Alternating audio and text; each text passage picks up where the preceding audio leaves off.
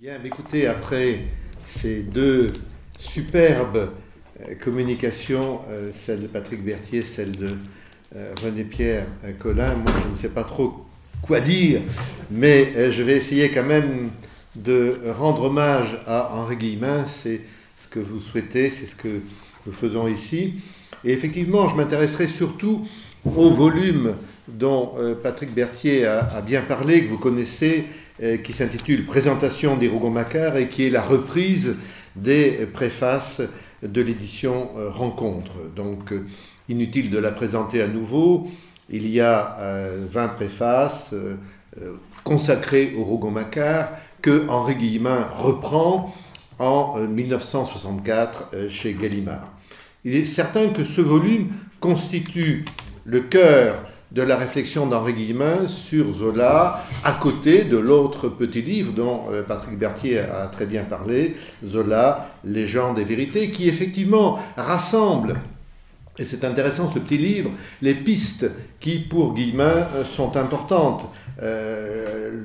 Comment dire, le personnage de Claude, de la confession de Claude, la question des archives de la police, qui sont au fond ces moments par lesquels il entre dans l'œuvre de Zola. Mais de ces préfaces, il sort quand même un livre qui est une sorte d'essai cohérent, qu'il présente comme un essai, ce livre publié chez Gallimard en 1964, qui s'appelle Présentation des Rougon-Macquart. Donc il ne s'arrête pas là, vous l'avez dit, puisque quelques temps plus tard, en 67-70, il y a les œuvres complètes du Cercle du bibliophile, où avec Gilbert Sigaud, il propose une série de préfaces sur l'œuvre de Zola, et là il fait presque tout. Là il commente pratiquement tous les romans de Zola, du début, depuis les romans de jeunesse, depuis la Confession de Claude, qui sont livres cultes, jusqu'aux Trois Villes et jusqu'aux Évangiles. Il commente tout, Sigaud ne se réservant, Gilbert Sigaud, serial préfaciel, comme l'a dit si bien René-Pierre Colin, ne se réservant que les volumes de la fin, que les volumes qui sont consacrés aux œuvres critiques, car cette édition du Cercle du bibliophile n'est pas très originale en tant que telle, dans la mesure où elle reprend en 43 volumes la structure et pratiquement la composition d'une édition des œuvres complètes de Zola qui avait paru entre les deux guerres, l'édition Bernouard, réalisée par le gendre de Zola, Maurice Leblanc. Donc il y a quand même ces deux massifs en continu de la part de Guillemin, les 20 préfaces des Rougon-Macquart en Rencontre, toutes les préfaces quasiment au roman de Zola au Cercle du bibliophile. J'ai envie de dire qu'à mon avis, Guillemin est le seul, peut-être que je me trompe, à avoir préfacé toute l'œuvre romanesque de Zola, du début jusqu'à la fin. Même Henri Mitterrand ne l'a pas fait d'une certaine façon, quand lui-même publiera des œuvres complètes. Donc le voilà, Guillemin, tel qu'il se présente dans ce volume paru chez Gallimard, la soixantaine arrivée, il est à l'âge des relectures et des bilans, et il donne tout ce qu'il croit sur Zola. Il y aura quelques relectures plus tard. Vous avez cité effectivement une préface qui paraîtra en GF puis en pocket pour Germinal. Il y a aussi la préface qu'il va donner un peu plus tard à La Joie de vivre, mais pour l'essentiel, il y a donc cette réflexion extraordinaire, cet essai de synthèse de Gallimard. Il se présente d'ailleurs en introducteur, en présentateur. Ça s'intitule Présentation des Rougon-Macquart, et on sait bien, on le voit, il suffit de le lire, que ces préfaces sont des préfaces orales, conférences, c'est la matière de Guillemin. Et voici comment il présente le livre. L'étude que voici n'est pas savante, pas destinée aux lettrés, aux professeurs, aux spécialistes, m'informant, recueillant sur chacun de ces 20 romans le plus de renseignements possible, j'ai voulu néanmoins avant tout me mettre en leur présence, m'offrir à eux, tel que je suis, 60 ans, après beaucoup de lectures et ces épreuves qui sont celles de chaque destin. Donc il s'offre à ces textes en lisant Zola. Alors j'aimerais développer deux idées, m'intéresser d'abord à cette dynamique de lecture que l'on ressent quand on lit les unes après les autres ces préfaces recueillies dans le volume chez Gallimard. Donc, j'aimerais surtout développer cette idée-là, mais je commencerai par les sources sur lesquelles s'appuie Guillemin. Quelles sources? La première source, on l'a dit, ce sont les dossiers préparatoires on a conservés, les dossiers préparatoires des Rougon-Macquart, qui sont conservés aujourd'hui par la Bibliothèque nationale, mais que vous pouvez tous découvrir sur Gallica, car ils sont aujourd'hui accessibles, parfaitement accessibles, et l'écriture de Zola étant parfaitement lisible, au fond, ce sont des manuscrits que chacun peut lire et découvrir. Ces dossiers, Guillemin les a lus parfaitement. Quand il dit « j'ai recueilli autant de renseignements que possible », on peut dire qu'il a passé de longues heures à la Bibliothèque nationale, à aller lire ces dossiers, à les lire d'ailleurs comme on pouvait les lire autrefois. Moi, j'ai eu la chance de le faire un peu au début de mes recherches, de les lire simplement comme des volumes manuscrits qu'on vous donnait entre les mains, que vous pouviez feuilleter, car ils s'étaient reliés. Donc, il a lu ces ouvrages, bien avant l'époque qu'il n'a peut-être pas connue, où ces manuscrits étaient devenus des manuscrits sous forme de microfilms. Il ne parle pas d'ailleurs de dossier. Ce qui l'intéresse n'est pas la structure du dossier préparatoire que les spécialistes de Zola analysent aujourd'hui, de l'ébauche au plan, etc. Non, ce qui l'intéresse, ce sont ce qu'il appelle tout simplement les notes préalables, ces notes si précieuses de Zola. Mais il est attentif à tout ce qui constitue ces dossiers, à ce qui parfois apparaît comme au fond la polyphonie de ces dossiers. René-Pierre Collin évoquait à l'instant la façon dont Guillemin traite les disciples de Zola. Oui, mais par exemple, il remarque à propos de Nana, quand il commente Nana, qu'on trouve dans le dossier de Nana les notes de Henri Séhart. Et il repère la différence entre l'écriture serrée de Séhart et celle de Zola. Voilà, il y a cette sorte comme ça de jeu d'écriture dans les dossiers qui combine des éléments venus d'ailleurs, qui intéressent Guillemin et qu'il note. La deuxième source sur laquelle il s'appuie par cette lecture est une lecture de réaction. Il part de ses sources pour essayer de dire sa vérité. Ce sont, vous l'avez dit, les archives de la police.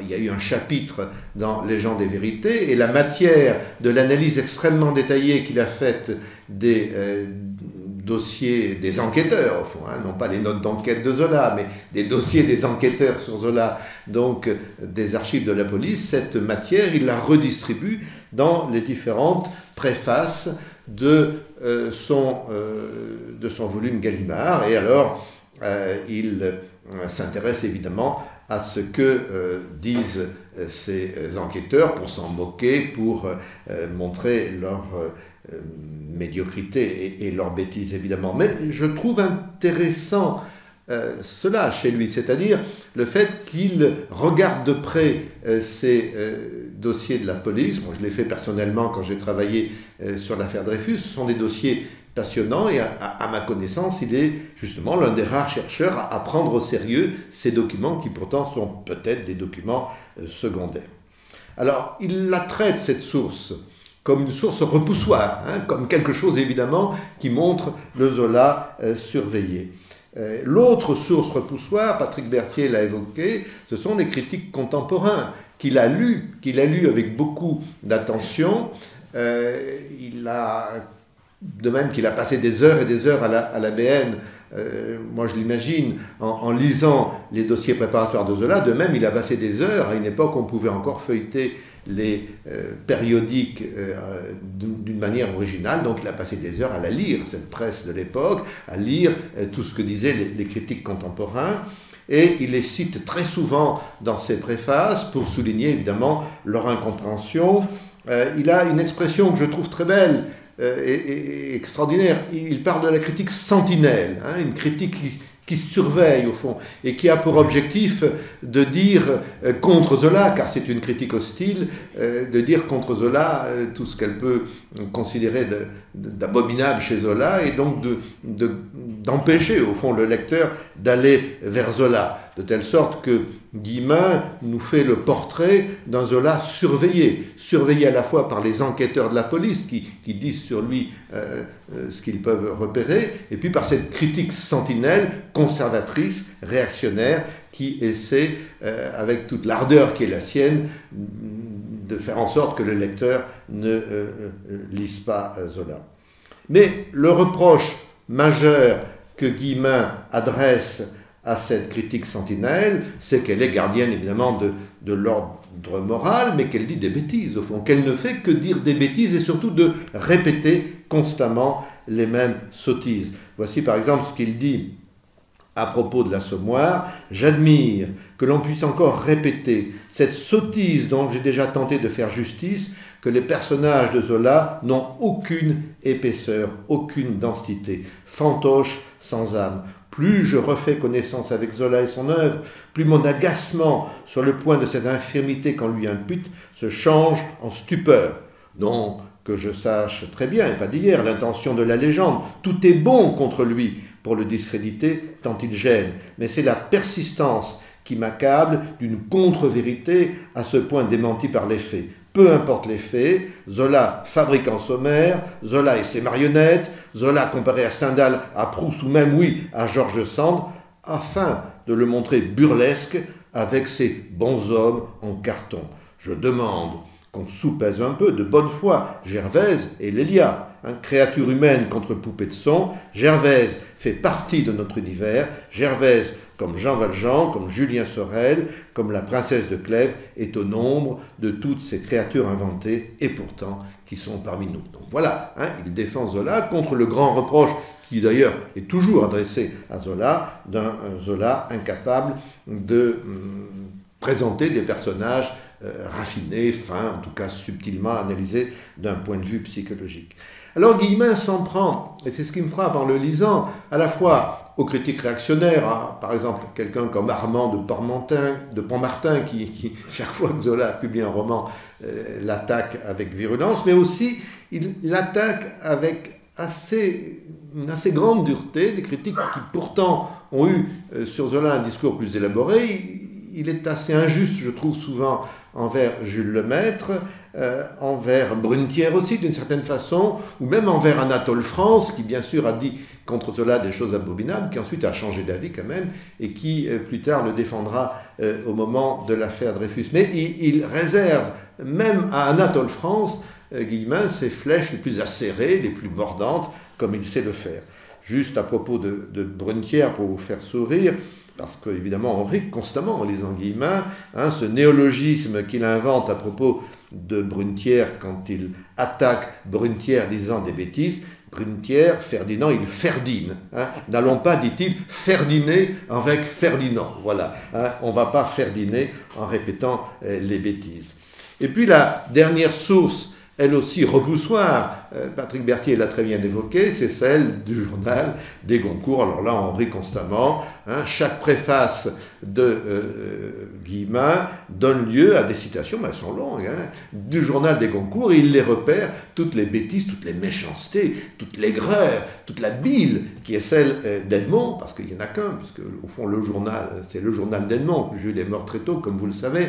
Donc ce journal dont parle Guillemin, c'est le journal d'Edmond de Goncourt après 1870, et alors là, il s'en donne à cœur joie, il n'arrête pas d'attaquer Goncourt indirectement. On voit bien que Guillemin ne fait pas partie du monde dans lequel nous sommes aujourd'hui, où on essaie de réhabiliter les Goncourt, où on relit les romans. Tout ce qu'il a lu, lui, c'est le journal, et vraiment, ce journal, il s'en sert comme une sorte de réservoir de bêtises. Juste un seul exemple, à propos de l'œuvre, mais il y en aurait tellement d'autres qu'on pourrait y passer des heures. Évidemment, Goncourt, quand Zola publie l'œuvre, le roman sur les peintres, considère qu'on lui a pris son sujet, comme toujours, que lui, il a bien mieux fait dans Manette Salomon. Et à la fin, donc, de sa préface sur l'œuvre, Guillemin cite deux pages de méchanceté de Goncourt sur l'œuvre. Il commence ceci: « J'ai gardé pour notre dessert habituel les délicatesses signé Goncourt », donc il cite, et à la fin il dit « On ne s'ennuie pas avec l'Edmond ». On ne s'ennuie pas avec l'Edmond. Alors voilà ces sources. Maintenant, cette lecture bilan. Moi, effectivement, c'est ainsi que je l'aime, cette lecture, parce que c'est un bilan à la fois de l'œuvre de Zola, bien sûr, et puis un bilan de lui-même. Et il le dit d'ailleurs très clairement, bilan pour Guillemin, qui revient sur lui-même, sur ses expériences, sur l'âge dans lequel sur la vie qui s'est écoulée, puisque c'est à 60 ans qu'il, après avoir déjà lu Zola, qu'il fait le point. Bilan personnel, et il y a quelques éléments biographiques, bien que Guillemin soit un homme d'une grande pudeur, qui surgissent de temps en temps dans ce travail qu'il nous propose comme un travail non pas de lecture, mais de relecture de l'œuvre de Zola. Ces romans, il les a lus pour la deuxième, troisième, quatrième fois peut-être, il les relit, il s'interroge sur eux, du temps s'est écoulé entre la première et la lecture qu'il fait alors, et j'aime beaucoup ce travail que propose Guillemin sur le mécanisme de la relecture. Par exemple, voici ce qu'il dit sur l'Assommoir, quand il commente la fin de l'Assommoir, l'évocation de la folie qui s'est emparée de Coupeau. Le fait est que dans le genre horrible, ce chapitre final de l'Assommoir est une réussite. Je n'en avais pas relu le texte depuis 20 ans au moins. Il arrive que des écrits s'éventent. C'est même là le sort usuel de faux chefs-d'œuvre, et donc Guillemin ajoute, non, là, ce texte résiste. Donc, 20 ans après, relecture de l'Assommoir. Sur une page d'amour, voici ce qu'il dit, je le cite, « On ne lit jamais le même livre. Cette constatation très ancienne ne porte pas seulement sur la différence des tempéraments, sur la dissemblance des préoccupations qui font du même ouvrage lu par vous ou moi deux œuvres souvent insuperposables, mais ni vous ni moi n'avons les mains dans les mêmes pages quand nous les lisons à 20 ans, puis à 40 ans, puis à 60 ans. Le texte n'a pas varié, c'est en nous que la mutation s'est faite. » Il ajoute évidemment qu'il avait d'une page d'amour le souvenir d'un roman un peu frêle, mais que là, en le relisant, il lui trouve une très grande force. C'est sans doute La Joie de vivre, qui est un des romans qu'il a relu avec le plus de plaisir et qu'il aime beaucoup. C'est un de ses livres cultes, je crois, enfin pour employer une expression d'aujourd'hui. Rouvrons-le, voici ce qu'il dit, rouvrons-le maintenant, ce livre que nous avons tous lu jadis, je pense aux hommes et aux femmes de ma génération. Je suis un peu étonné qu'il le dise, mais enfin bon. Et que pour la première fois, nous abordons, en devinant un peu de quelle profondeur il sort, la mer et le ciel, l'enveloppe et le vent. Voilà, il a adoré La Joie de vivre, Germinal évidemment. Voici ce qu'il dit, j'ai refermé Germinal hier, c'était la 3e fois dans ma vie que je faisais ce voyage où Zola nous entraîne. J'ai tout revu avec des yeux neufs, lentement, comment faire sentir la grandeur de tout cela. Il peut arriver qu'il cite ses contemporains. Gide, par exemple, intervient à quelques reprises dans ce volume, souvent égratigné. Par exemple, il évoque... Alors, ce qui l'a intéressé sans doute, c'est le travail de relecture que Gide lui-même dit avoir réalisé dans son journal de l'œuvre de Zola. Et voici ce qu'il dit à propos de la faute de l'abbé Mouret. J'ai cherché dans le journal d'André Gide son appréciation de la faute, me souvenant qu'en 1939, le 7 juillet 1939, il m'avait parlé de cette longue relecture qu'il avait faite des œuvres de Zola. Et alors, voilà, évidemment, il trouve que la relecture que fait Gide n'est pas bien forte, n'est pas bien intéressante. Il peut arriver que la confidence autobiographique aille plus loin encore. On trouve par exemple au début du chapitre sur la débâcle, cette citation que je vais vous lire, où là, il remonte presque à son enfance. Voici ce qu'il dit. « J'appartiens à cette génération mourante des hommes dont les premiers souvenirs datent d'avant 1914. Tous les ans, à partir de 1908, j'avais 5 ans alors, mon père m'emmenait avec lui à la cérémonie qui se déroulait au cimetière de Mâcon, devant le monument aux morts, 70. Ces syllabes-là prenaient pour l'enfant que j'étais un sens vaguement terrible, et quand nous disions l'Alsace-Lorraine, c'était toujours avec gravité, comme lorsqu'on nommait à la maison quelqu'un de cher qui n'était plus là. Tu liras cela quand tu seras plus grand. Ce sont les mots qui me sont restés, très précis de mon père, sur la débâcle.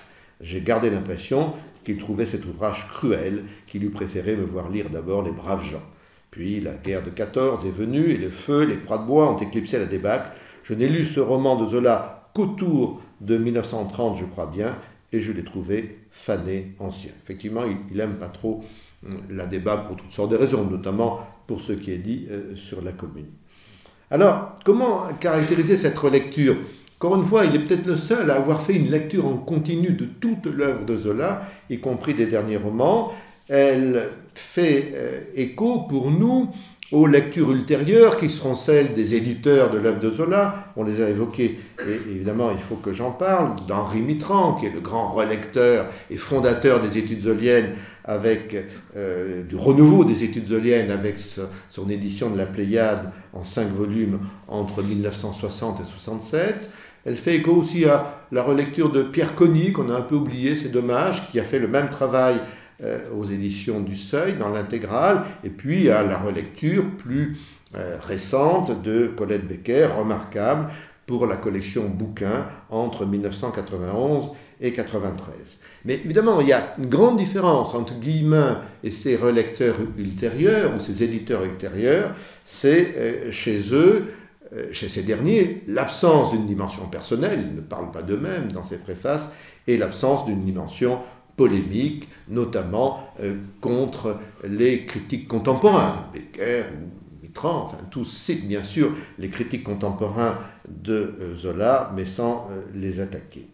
Alors, ce qu'on peut aimer et ce qu'on peut apprécier aujourd'hui à nouveau en retrouvant Guillemin, c'est ce caractère continu de sa lecture et le fait qu'il dise constamment ce qu'il aime et ce qu'il n'aime pas. Ce qu'il aime moins, car bon, il le dit à plusieurs reprises, il apprécie tout au fond dans Zola, car tout est bon, même le moins bon Zola, mais enfin, il est conduit régulièrement, tout au long de ses 20 préfaces, à construire une sorte de palmarès, de telle sorte que sa lecture prend du relief, elle s'anime, ce palmarès, on le suit au fil des préfaces, c'est une sorte, je dirais, de roman feuilleton de ses goûts que l'on découvre et qu'il nous fait attendre, d'ailleurs, d'un certain point de vue. On peut même dire que cette lecture est une belle lecture, dans la mesure où c'est une lecture cyclique. Elle s'adapte au cycle romanesque. Il écrit d'ailleurs, Guillemin, « J'ai tâché de bien l'écouter, d'en retenir, d'en faire entendre la totalité poignante. » Voilà ce qu'il dit de Zola. C'est donc une lecture qui s'adapte aux surprises que le cycle nous apporte, à ces moments de différence qu'il y a entre les romans, finalement, entre les tonalités. Une page d'amour, vous le savez, succède à l'assommoir, ou bien le rêve succède à la terre, avant la bête humaine, etc. etc.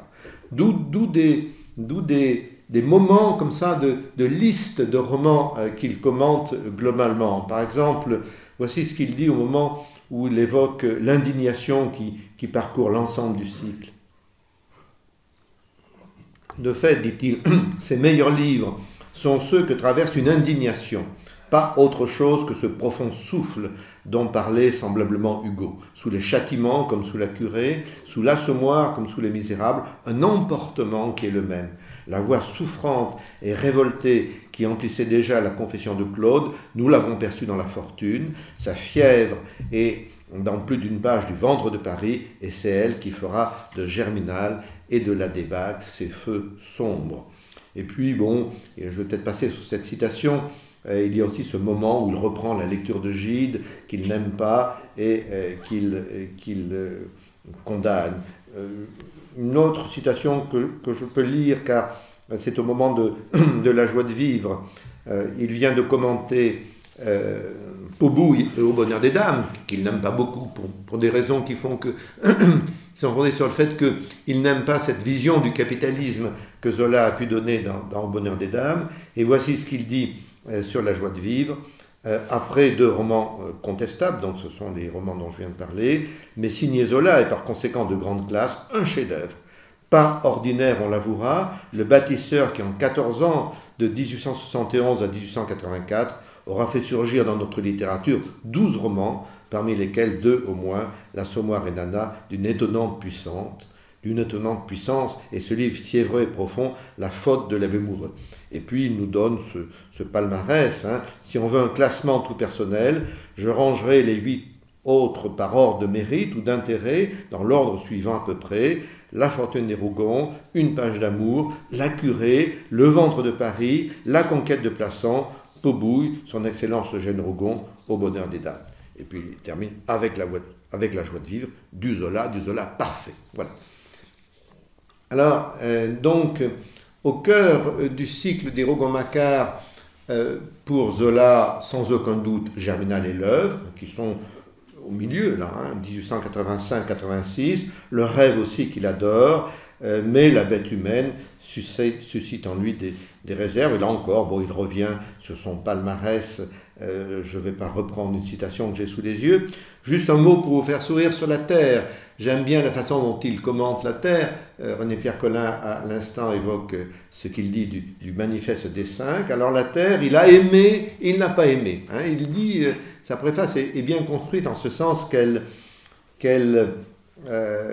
commence par ce qu'il aime, la poésie, évidemment, l'évocation de la terre et de la nature, mais malgré tout, il n'aime pas, ça ne passe pas, le caractère excessif de ce monde paysan que Zola dépeint, au fond, le caractère uniquement négatif ou laid de ce monde paysan. C'est un peu le même reproche qu'il fait à Paubouille aussi. Il n'aime pas que ces bourgeois sont tous construits selon le même modèle. Et pour dire sa réserve, il emploie ce terme mesuré, que j'aime beaucoup. Au moment où il juge, voilà ce qu'il dit sur la terre. J'hésite. Voilà, j'hésite. Hein. Il ne dit pas qu'il n'est... J'hésite, tout n'est pas laideur dans la terre. La grandeur même n'en est pas absente et la fin du vieux Fouan fait penser à celle du roi Lear. Mais je n'arrive pas, je ne peux pas arriver à la pleine adhésion. Il ajoute ce profond oui qu'emporte sans réserve l'assommoir, Nana, Germinal ou la joie de vivre.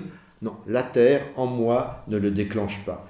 Il me paraît obstinément que quelque chose manque à ce livre. Je ne sais quelle secrète dimension dont Zola cependant avait le sens et qui cette fois n'est pas là. Et puis alors, quand il évoque ce qu'il aime dans le roman, là il s'amuse avec son lecteur, il se fait un peu provocateur et il va jusqu'à dire qu'il a beaucoup aimé le morceau des vents. Des vents, c'est-à-dire des paix de Jésus-Christ. Vous savez, le personnage de la Terre qui en plus s'appelle Jésus-Christ, qui est un pétomane, et il y a un passage extraordinaire où nous sont décrits l'art des paix de la part de ce personnage, et alors Guillemin, là, sans doute pour choquer son lecteur, dit « Avouerai-je que ces 4 pages n'ont jamais pu me scandaliser et que je les tiens pour excellentes. Une verve là, un sens du comique, une adresse de style qui font de cette séquence fameuse une des meilleures réussites de Zola. » Voilà jusqu'où il va, en ajoutant d'ailleurs, ce qui est évidemment amusant, qu'après tout, dans beaucoup de morceaux choisis, qui ne choisiront jamais ce passage sur l'épée, que dans beaucoup de morceaux choisis donnés aux élèves, il y a des scènes d'assassinat, de meurtre. Pourquoi est-ce que l'on ne pourrait pas quand même donner l'épée de Jésus-Christ que Zola a imaginé? Voilà, je m'arrête là, mais malgré tout, l'éloge qui est fort s'accompagne de critiques. René Pierre, à l'instant, a parfaitement montré les réserves de Guillemin sur la question du naturalisme, peut-être du théorique chez Zola. Il y a quand même beaucoup de romans dont il montre qu'il les rejette, enfin, ou qu'il les met un peu à l'écart. Bon, donc c'est une vision qui est une vision mesurée malgré tout quand on regarde dans le détail. Il me semble qu'une première lecture nous montre un Guillemin enthousiaste et puis on est emporté par cette défense extraordinaire qu'il fait de Zola. Une lecture plus attentive nous montre toutes les réserves qui peuvent être les siennes. Et en tout cas, je rejoins tout à fait ce que dit René-Pierre Collin à l'instant. Il est certain que Guillemin a aimé en Zola l'homme de la fiction, l'homme des romans, qu'il n'a pas du tout, peut-être pas aimé, mais en tout cas qui ne s'est pas du tout intéressé au texte théorique, aux Zola journalistes, à tout cet art de la critique sociale que Zola peut avoir aussi dans ses articles de journaux. Et je remarque que dans l'édition du Cercle du Bibliophile, il n'a fait aucune préface sur les romanciers naturalistes. Enfin, voilà, tous les textes théoriques de Zola, ces préfaces, il les a laissées à Gilbert Sigaud.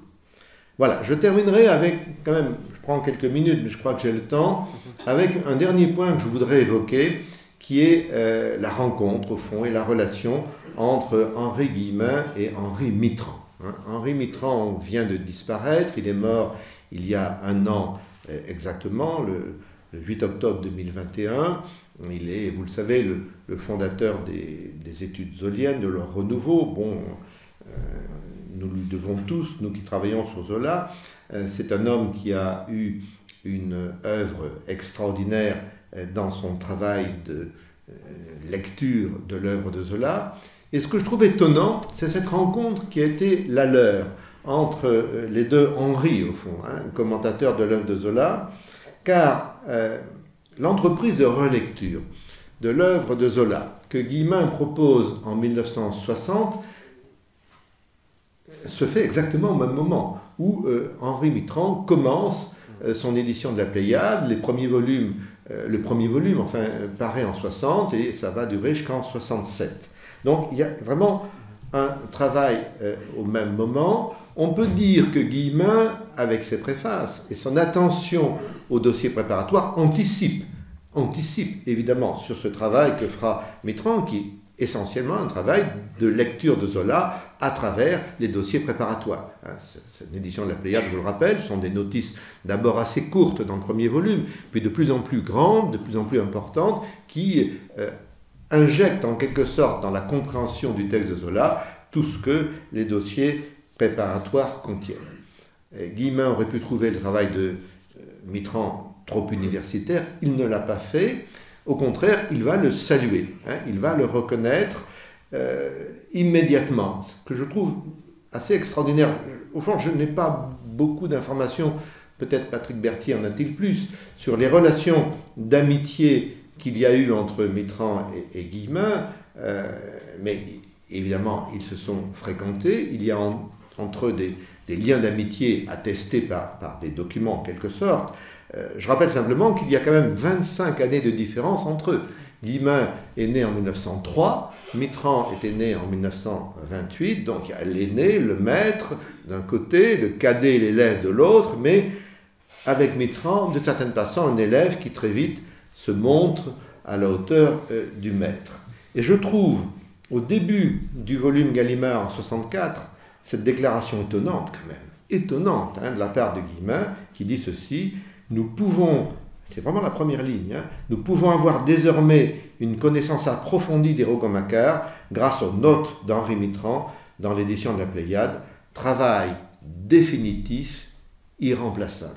Voilà, il a travaillé sur Zola, il a fait une relecture considérable et il écrit ces mots alors que Mitterrand n'a pas encore achevé la publication de ses propres volumes de la Pléiade, ces mots d'une grande modestie. Il en arrive presque à dire que son édition à lui n'est pas savante, alors que l'édition de Mitterrand est savante. Et je trouve étonnante cette sorte de belle modestie initiale, inscrite en tête d'un ouvrage, cet hommage rendu par un homme âgé à quelqu'un qui a 25 ans de moins que lui. Au fond, cette générosité intellectuelle de Guillemin, il faut la saluer. Il est évident qu'elle n'est pas fréquente dans le monde universitaire tel que nous le connaissons, où l'esprit de jalousie, l'esprit Goncourt au fond, l'esprit Goncourt domine.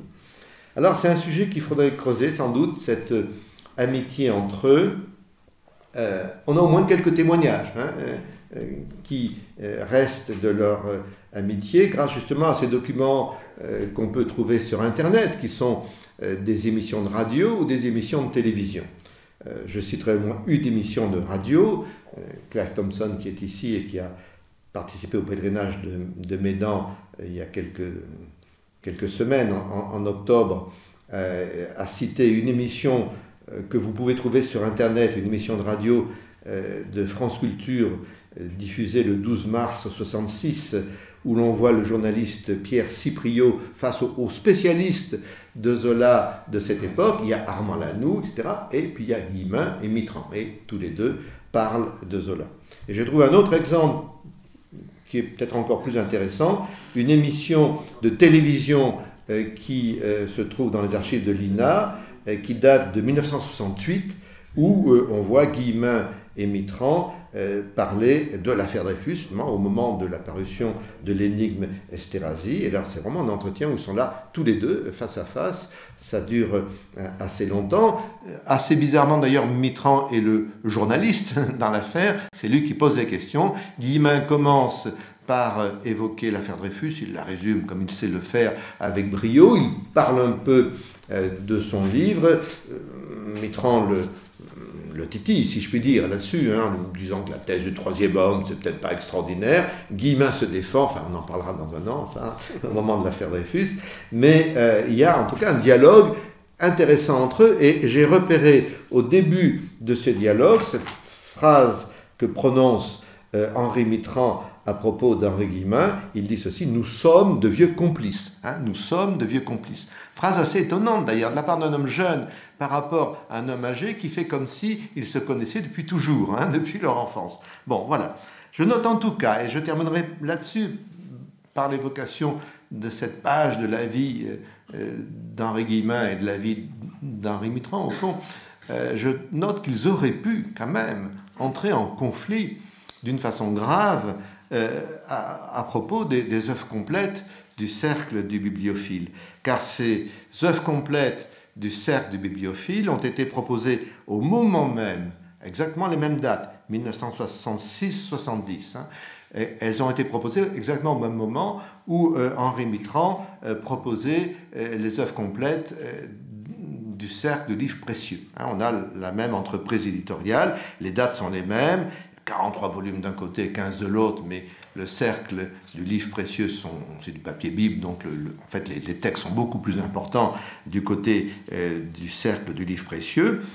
Elles sont caractéristiques, ces deux œuvres complètes, d'une époque où triomphaient, vous le savez, les livres clubs, les éditeurs, sans doute les éditions Rencontre en faisaient-elles partie, les éditeurs qui vendaient des ouvrages à des abonnés, bien reliés, des ouvrages bien reliés, des gens qui avaient des moyens, qui s'offraient des volumes qu'ils mettaient dans leur bibliothèque, peut-être qu'ils ne lisaient pas vraiment, des œuvres complètes.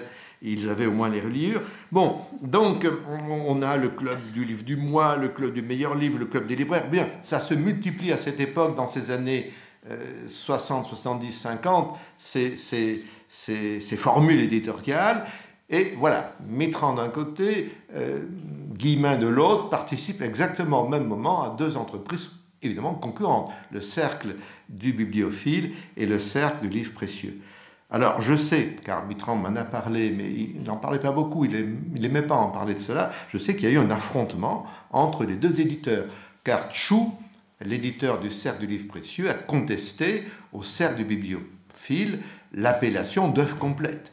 De fait, ce n'était pas vraiment des œuvres complètes, ça reprenait les œuvres complètes bernoires d'entre les deux guerres, mais il n'y avait rien dans le cercle du bibliophile qui était extraordinaire en tant qu'œuvre complète, alors que Tchou était beaucoup plus... les éditions de Tchou proposaient quelque chose de plus sérieux. Donc il y a eu un conflit entre les éditeurs, mais ce qui est étonnant, remarquable, c'est que ce conflit entre les éditeurs n'a pas entraîné de querelle entre Henri Guillemin et Henri Mitterrand, amis et le restant, d'autant plus que, et ça, je trouve cette remarque étonnante, que je livre aux bibliographes que vous êtes, c'est que Henri Guillemin fait aussi des préfaces dans l'édition des œuvres complètes du cercle du livre précieux. Il a fait toutes les préfaces donc aux bibliophiles, mais il fait aussi des préfaces. Mitterrand les lui demande, car c'est lui qui les dirige, ces œuvres complètes. Et il fait une préface pour La Confession de Claude, son grand roman, pour La Joie de vivre, et même pour La Fortune des Rougons. Voilà. Donc, dans ces deux œuvres complètes concurrentes, il est le seul, lui, Guillemin, à faire des préfaces d'un côté et à faire des préfaces de l'autre. Et je dirais même que dans le cercle du livre précieux, il est le seul à faire plusieurs préfaces. Parce que ce que fait Mitterrand, c'est qu'il demande à un auteur prestigieux dans ses œuvres complètes une préface, et Guillemin est le seul à avoir 3 préfaces au moins. Donc il est vraiment l'homme incontournable, l'homme de la préface, l'homme à qui on s'adresse de façon évidente. Voilà, sans doute Guillemin a-t-il beaucoup influencé Henri Mitterrand? Ça, c'est un point qu'il faudrait creuser. Moi, je pense qu'il lui a montré quand même ce qu'on pouvait tirer des dossiers préparatoires. Il lui a montré aussi cet enthousiasme que l'on pouvait avoir en défendant Zola sans réserve, en sortant au fond de cette critique qui était encore très forte, hein, même dans les années 70-80, quand nous-mêmes nous commencions nos propres études, où on considérait que Zola c'était nul, quoi, qu'il fallait lire Flaubert ou qu'il fallait lire Proust. Oui, c'est sans doute important cette influence que Guillemin a pu exercer sur un homme beaucoup plus jeune que lui, Henri Mitterrand. On sait que c'est Robert Léon Wagner, qui était le professeur de Mitterrand à la Sorbonne, qui a suggéré à Henri Mitterrand de lire Zola, mais si le conseil initial est venu peut-être de Wagner, en tout cas l'inspiration intellectuelle, Mitterrand l'a trouvé chez Guillemin. Voilà ce que je dirais en conclusion. Moi j'aime beaucoup évidemment cette présentation des Rougon-Macquart. Je pense que tout spécialiste de l'œuvre de Zola doit s'y replonger régulièrement pour y trouver d'ailleurs souvent des petits détails, hein, qui sont des pierres précieuses. Il est clair que Guillemin n'a jamais été un critique moderne, qu'il n'est pas entré dans la critique moderne dont Zola a beaucoup bénéficié, la critique formaliste ou même la critique psychanalytique. Il n'a jamais utilisé, en lisant Zola, de modèle théorique, ni le marxisme, ni la psychanalyse, ni le formalisme, mais il est un lecteur d'une grande acuité.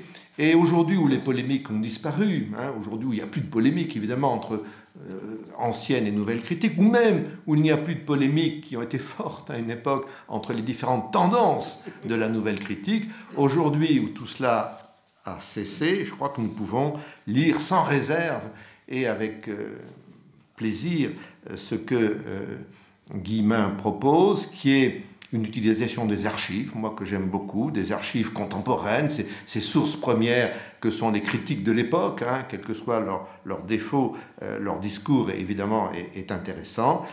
Ce réseau des archives aussi que sont les dossiers préparatoires. Voilà, est-il un critique impressionniste? Je ne sais si on peut lui coller cette étiquette sur le dos.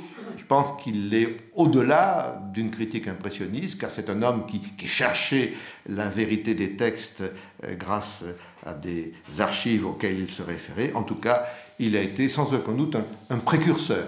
Et c'est pourquoi nous pouvons lui rendre hommage. Voilà, je vous remercie.